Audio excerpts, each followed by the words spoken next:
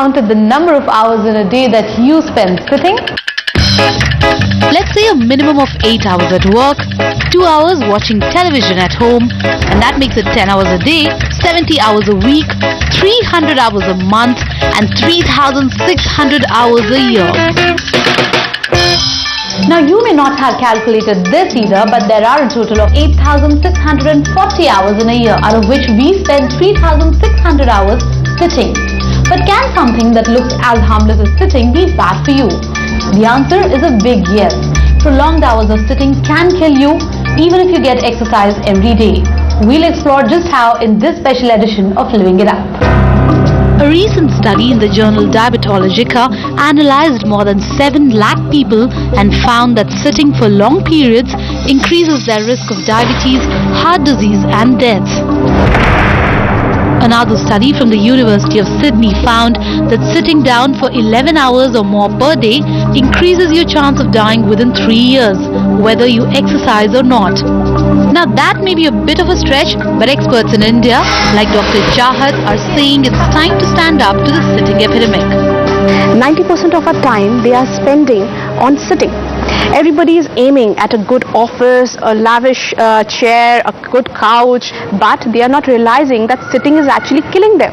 It's causing nerve injuries, cardiovascular diseases, vascular diseases, your spondylitis, your nerve pain, type 2 diabetes, osteoporosis, osteoarthritis in later stages. So name it and it's there. Right. So here's what would happen to my body if I spend most of my time sitting. Right after I sit down, the electrical activity in my muscles slows down and my calorie burning rate drops to 1 calorie per minute.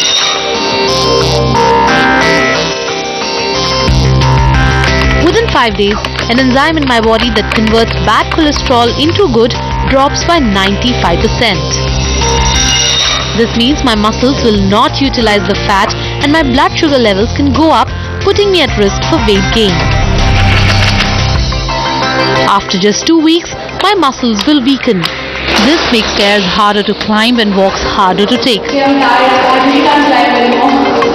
Even if I were working out every day, the deterioration starts the second I stop moving.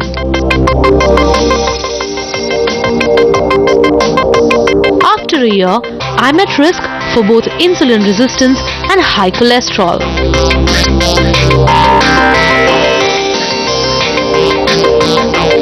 Sitting for over 6 hours a day for a decade or two can cut away about 7 quality life years. It increases the overall risk of prostate and breast cancer by 30% and the risk of dying of heart disease by 64%. Sitting jobs are giving rise to another epidemic of sorts, especially in women, that of abdominal obesity and, believe it or not, infertility. Priyanka Vadera discovered this the hard way. When the first time I hold her, I breastfeed her. It was such a feeling, I don't have words to describe that.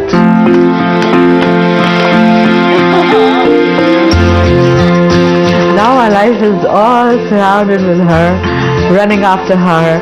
I think she is nature's liposuction. The first time when she called me Mama, that was so beautiful. But this joy wasn't easy to come by. For till 2 years ago, Priyanka's life looked very different. Consulting with BPOs, Priyanka's daily routine was all about prolonged sitting. Hey, how are you? Initially when I started, I started working as a customer care rep, and I used to be on phone all the time. You need to make the whole payment, or is it a part? 9 years was totally dedicated to a chair, a phone and a laptop. I was literally famous for the junk food in my drawers. My entire desk used to be full of chips, cold drinks and whatnot. 9 years of a sitting job and bad eating habits, and Priyanka ended up being 15 kilos overweight and with a host of health problems. I could not move, I was so fatigued, my knees started paining in such a small age, I got spondylitis and I got cervical and I got migraine because of it. But the reality didn't hit home until 4 years ago when Priyanka got married and found that she could not conceive. Her weight gain, especially around the waistline, had led to polycystic ovarian syndrome, a major cause of infertility among young women these days. Approximately 20 to 30% of the young Indian women are suffering from PCOS. Sedentary habits and a lot of food intake which has preservatives in them. So all these are lifestyle changes which are contributing. It has a huge impact on the entire future generation because more and more of them are finding it difficult to conceive and huge fertility issues. And most importantly, all PCOS, if left untreated, have a higher chance of becoming a diabetic when they turn 40. My doctors prescribed me a lot of medicines, but she was very precise that lot of exercise and inch loss was the only solution for me conceiving. In PCOS, polycystic, so you're making many cysts in the ovary, and most of these cysts are formed as a result of increased fat cells in the body. If you exercise, you burn these fat cells, you decrease the number of cysts in the ovary, you correct your PCOS. Priyanka had to quit the chair and adopt an active routine. And one fine day I got to know that because of my good routine, my daily routine, I conceived. I have literally learned it hard way that prolonged sitting is absolutely no-no. Hi. You will not realize it right there and then when you are sitting on that chair and minting money, but at the later stage, the way I repent, I don't want anybody to repent. Priyanka had to fight PCOS or infertility because of the sitting syndrome. But here's what else prolonged sitting can put you at risk of. Prolonged sitting increases your risk of cancer. The American Institute for Cancer Research finds 49,000 cases of breast cancer and 43,000 cases of colon cancer in the US could be linked to inactivity. It also shows that people with sedentary lifestyle are clearly at a higher risk of cancer. Prolonged sitting causes some hormones to be released in the body, which in turn causes cells to become deformed, and the genetic material gets deformed, which can lead on to cancer.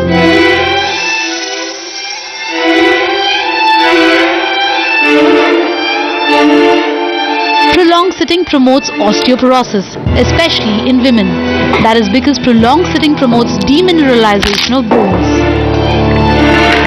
In simple words, you may be taking calcium supplements and rest your worries about your bone health, but if you sit for prolonged hours, the calcium goes away from your bones, and that in the long run could lead to osteoporosis, making it fracture prone.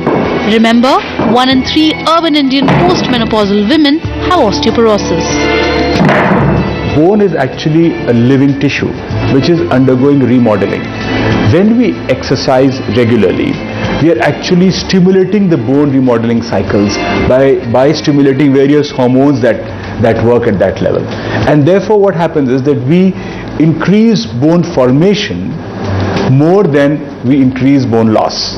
So we end up in a positive balance in our bones, and that's why bones actually become healthier with exercise. Prolonged sitting promotes back pain and joint pain. When you sit for prolonged hours, you will find that your back is automatically slouching after some time. This many a times causes compression of nerves in any of your spinal joint, causing back pain, even slip disc at times. If your eyes are not in level with your computer screen, your neck is usually bent, which may lead to spondylitis in the longer run. Constant typing in this position often leads to carpal tunnel syndrome, and bent legs at the knees discourage proper blood flow through the veins of your legs and could lead to deep vein thrombosis in the long run. And in men, prolonged sitting with no incidental exercises is leading to serious heart problems. Hi, I am Sandeep, and this is my throne. And I am a victim of sitting syndrome. Sandeep Kanotra has been a successful restaurateur for the past 20 years. But contrary to what you may think, he spends most of his time at People think that my job involves eating away to glory. Well, that is a part of my job, but more than 10 hours I spend glued to my laptop.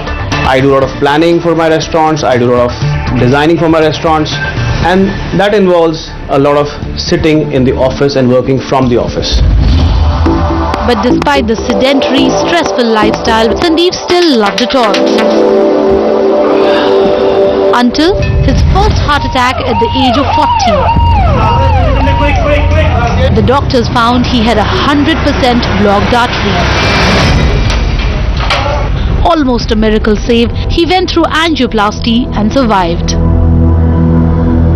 That period was very, very traumatic and painful.